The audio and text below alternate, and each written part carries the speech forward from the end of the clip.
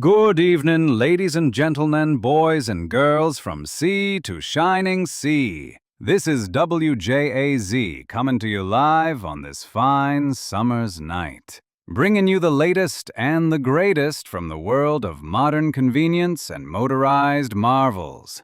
Say, folks, have you ever found yourself out on the lake, muscles aching, brows sweating, rowing like a steamboat just to get back to the dock before supper? Well, fret no more, because the future has arrived, and it hums like a kitten.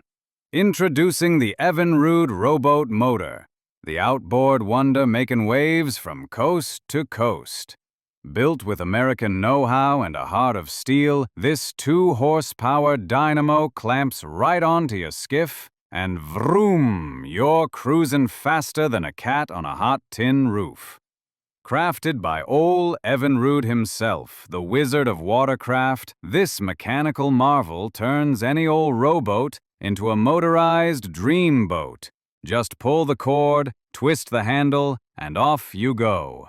No more paddling, no more sweating, just smooth, steady sailing.